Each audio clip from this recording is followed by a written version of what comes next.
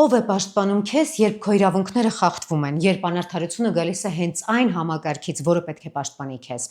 Այդ պայն հաճախ մնում է ընդհանրապես մեկ ուժ՝ քաղաքացիական հասարակությունը։ Անկախ մարդիկ, որոնք ոչ թե սպասում են հրահանգի, այլ գործում են, որովհետև չեն կարող անտարբեր մնալ,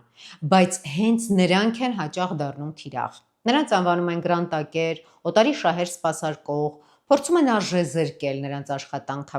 ու մինչ ոմանք ամեն բարեգործական քայլից հետո կազմակերպում են մեծ PR արշավներ, քաղաքացիական հասարակության հազարավոր մարդկանց տարիների աշխատանքը հաճախ մնում է կադրից դուրս։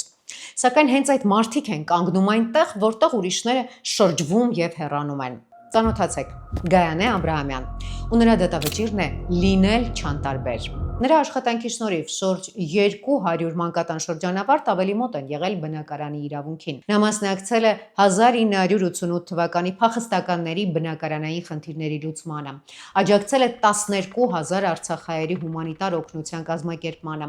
աջակցել է, որպեսզի 250 արցախցի կին ձեռք բերի նոր մասնագիտություն եւ աշխատանք, պաշտպանել է կանանց եւ երեխաների իրավունքները, նպաստել է կանանց կարողությունների զարգացմանը, մասնակցել է ավելի քան 5000 երիտասարդների կրթական եւ զարգացման ծրագրերի իրականացմանը,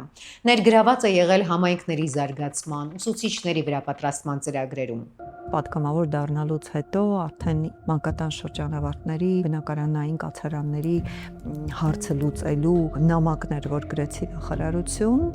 եւ փախստականների վերաբերյալ նամակներ, անվերջ այդ կոմունիկացիան հարցեր բարձրացնել, ես ուղղակի չէի կարող դրա համակերպել այս իրավիճակի հետ։ Տուն, աշխատանք, կրթություն, արժանապատվություն,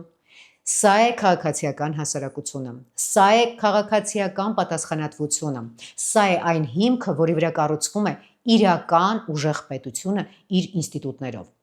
Որովհետև քաղհասարակությունը պետության թշնամին չէ, քաղհասարակությունը պետության թիկունքն է, երբ պետական համակարգը ինչ որտեղ թերանում է կամ չի հասցնում։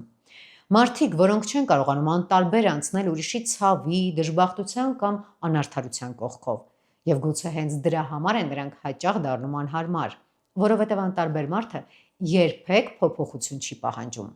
Իսկ փոփոխությունը միշտ սկսվում է մեկ որոշումից՝ չլինել անտարբեր։